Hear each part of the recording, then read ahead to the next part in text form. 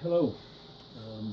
I'm going to go through the souring process that I'm using right now for a BerlinerWeiss that I just mashed yesterday. I'm doing a quick souring process in my boil kettle as opposed to a long-term souring process in my fermentation vessels or in the bottle. This gives me a little more control, ends up with the same sourness, but at least I'll know where it's going to end up. It also allows me to only have one set of fermentation equipment, and I can cycle things through pretty readily. When I'm souring in the boil kettle, what I'm doing is I've mashed my beer just like you would normally mash, and I've gotten the wort out of the grains, and it's in my boil kettle. And I'm adding the lactobacillus to the boiling kettle. I boiled it for about 10 minutes to kill anything that was in the grains that might have been transferred across, any bugs that might be there, and chilled it down to about 100 degrees. And then I added my lactobacillus cultures. Now, the lactobacillus cultures that I used came from yogurt. This is just a small tub of Chobani Greek yogurt, and since yogurt has probiotics in it, and a lot of probiotics are lactobacillus, you can culture the lactobacillus from the yogurt and use it to sour your beer. Now this Chobani happens to have 3 or 4 different strains of lactobacillus, and let's see, it's got some Streptococcus thermophilus, some Lactobacillus bulgaris, some Lactobacillus acidophilus, some Bifidus, and some Lactobacillus casei, and those are all active cultures in this tub of yogurt. So since they're active, they will grow if given the proper environment. Now, that proper environment being my boil kettle, I have to keep that at a constant temperature of around 100 to 110 degrees so it doesn't kill the cultures here. I've heard that yogurt cultures are best reproduced at that temperature. Now, I am not using my electric boil kettle element. What I'm doing is I am heating it up using my immersion chiller. I don't want to turn on the element in the boil kettle. I'm afraid that it might hurt the bacteria or maybe scorch the wort prematurely, although it doesn't scorch it when I'm boiling it. I just don't want to have that hot heating element touching the wort and killing the bacteria. So the immersion chiller in reverse as an immersion heater is a good solution. Now let me tell you how I'm doing that. I've got my hot liquor tank filled with water. I set the temperature of my hot liquor tank at about 108 degrees. It also is an electric element controlled temperature environment. And then I have a standard chugger pump, and it pumps water from my hot liquor tank through the immersion chiller and then back into the hot liquor tank. Now I've got one of my controllers which runs at 120 volts hooked to a power strip, and I've got my chugger plugged into the power strip. So the temperature sensor from my boil kettle controls the pump.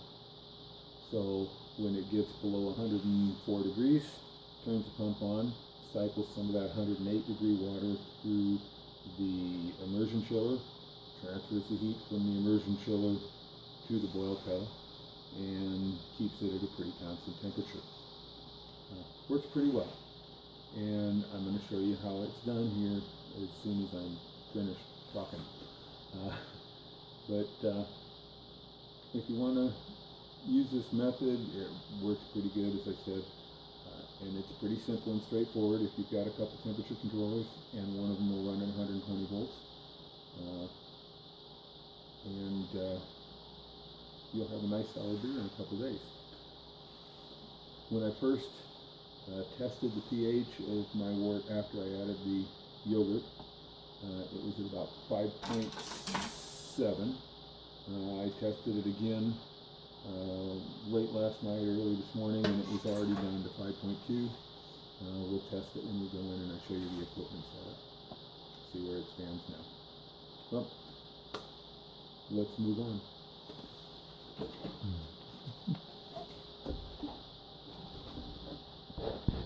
show you what I got here.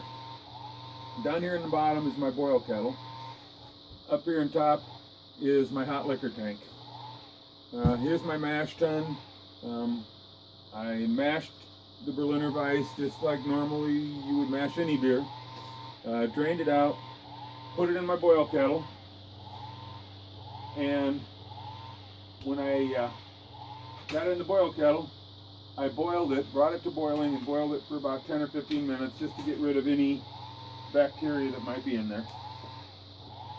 And I'm going to unwrap this just a little bit. I don't want to unwrap it all the way, but it's kind of a pain to get it all on. But what you see here is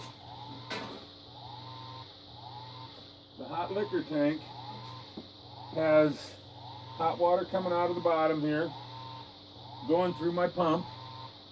From the pump, it goes to my immersion chiller. And what I'm doing, instead of using my immersion chiller for chilling, I'm using it for heating. So what I've got going is the hot liquor tank is at 108 degrees. The sensor in the boil kettle senses the temperature of the liquid that I put in the boil kettle, the wort. And what happens is when this gets below 104 degrees, which is what I have it set for my souring, it turns on the pump, transfers some 108 degree water through the immersion chiller, and it acts as an immersion heater and heats my wort up to 104 degrees. So you can hear the pump going on and off and on and off, but that's just recycling the water through it. And it actually works pretty well. I'm going to get a little closer here. And again, you can hear it. There's my pump at the bottom. There's the immersion chiller going in. And there's the hot liquor tank with the water coming out. And it up on the top of the tank there, with the light there, what I do is I've got a tube going in. It's actually a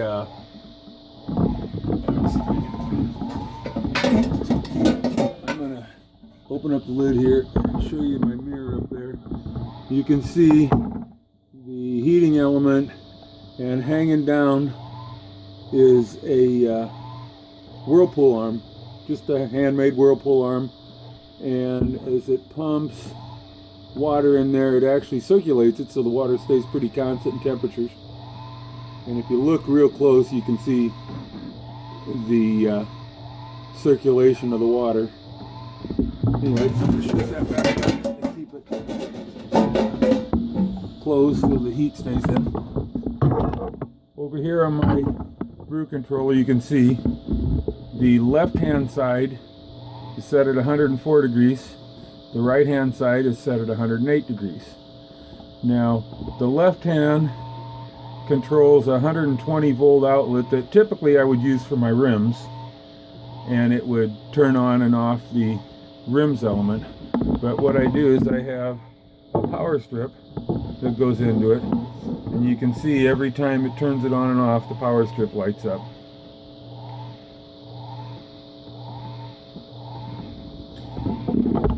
Now I'll take a quick look inside here, and you can see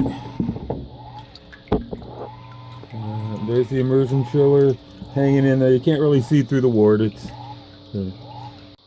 When I first put the yogurt in the wort, and after I got it all stirred around, I checked the pH, and now I'm going to check it again and see where it's been. I started out with the pH of 5.7. Now what I'm going to use is like a little pH meter I got off of eBay. I think I paid, I don't know, $5 or $6 for it. I got a combination water particle sensor and a pH meter. I think for both of them it costs like $12. So what I'm going to do now, turn this thing on. I just rinsed it off a little bit ago. I'm going to let it reset itself, and I'm going to drain a little bit of the wort out.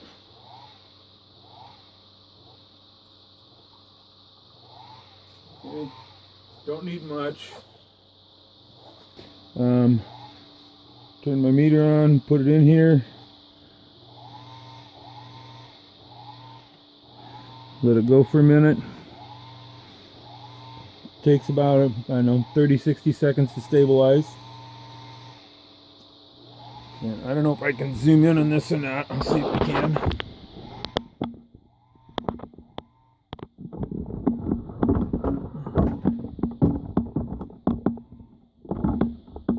Yeah, I doubt you can see it. But right now it says my pH is at 4.6. Well, I started out at 5.7. It's been about 18 hours. So that's a quick, easy way to sour beer. Use the lactobacillus that you can get in yogurt, Greek yogurt. Make sure it has active cultures. I took 1 tub to 10 gallons, actually 11 gallons of wort. And it's going pretty good after almost a day. I learned this from some professional brewers who make a great BerlinerWeiss in their brew pub restaurant, and works pretty darn good. So that's all I got. So thank you for watching. Have a great week. Cheers.